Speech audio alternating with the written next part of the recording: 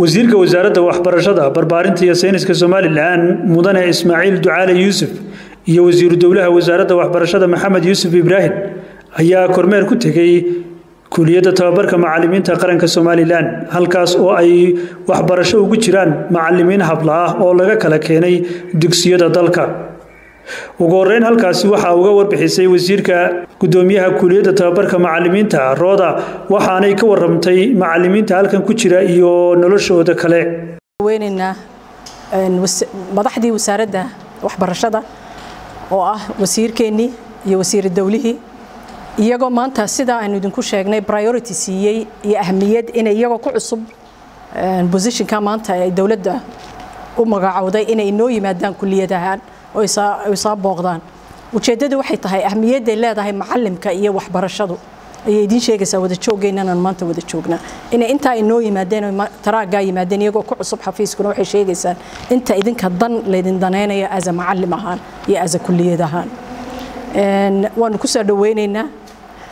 waxaanu haynaa 350 hablood ma sha Allah qoladana waa qoladii qalin jabinaysay waa 107 hablood maanta waxa nala jooga oo xisadahan ay maanta dhiganayaan waxa kamida inclusive education ka maxaa kamida inaad hadii ilmo yar oo baahi gaar ah leh kalaaska kugula jiro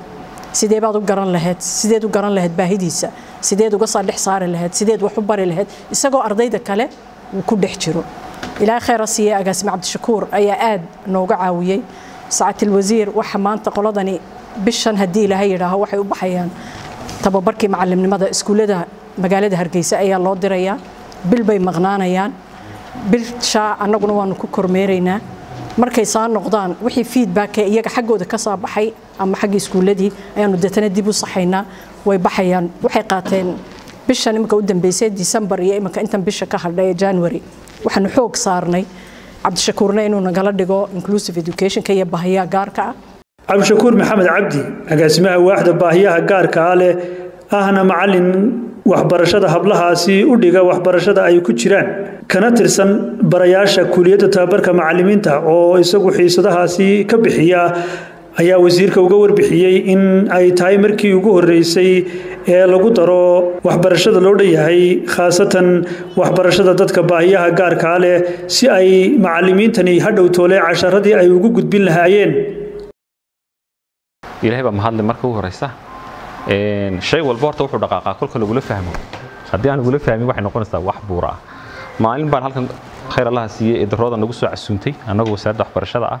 marka macallimiin qalin jabinaysan arkay marka dadku way farxaan laakiin uma farxin waxaan u farxi waayay waxay ahayd waxba aad ka maqan Soomaa waxaan maanta reedi kala hadlayaa for inclusive education maalintaas si public aan halkan uga ballan qaado waxaan war anigu bilaash baan ku dhigayaa hal ay yeedho Roodana dhowr jeer baan kala hadlay markiiba way la qaadatay wasiirkuna dhammaantii hore soo hadlay baan aragnay inay isna baahiyaha gaarka ah ay tahay priorities ugu jirto marka waxaan isku helay wasiirka fahansan Roodo ina la garatay day anigoo Ilaahay caafimaad siiyo Soomaa marka alxamdulillah Ilaahay baa mahad leh anigu waan ku faraxsanahay anu ajar baan u arkay in halka imaado hal saac intan ka sheekeyn lahaa maqaaxi deena hal saac ardaydeenu u soo faa'iideeyay macallimiinteena baxaysay hadhowna 12 ka aad joogto shaqadaadii kale wasaaradda aroortiina aad shaqadaadii wasaaradda soo qabsad marka aad baan ugu mahad celinayaa madaxda wasaaradda waxbarashada idinkana waxaan rajaynayaa wixii yaray Ilaahay baraynan insha Allah idin wada siiyo. wasiiru dawlaha wasaaradda waxbarashada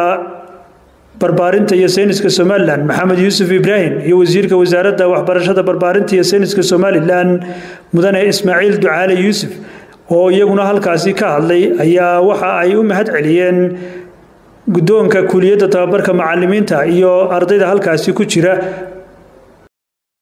caruurteena yarare imaka aynu barbaarinayno waxaan doonayaa in idinku aad la tartansiisaan caruurta caalamka wax ka baranaysa message-ka ugu muhiimsan ee aan maanta kulli idin sheegay waxa weeyaan inaad akhlaaqda aad caruurta ka dhistaan dad muslimiin ahay emotionally dareen ahaan inaad ilmi u fahantaan wax doonayna inay idinku noqotaan dadkii jeclaysiin la macallimiintu inay iskuulada dawladda ay ka shaqeeyaan idinkoo gudbinaya aqoon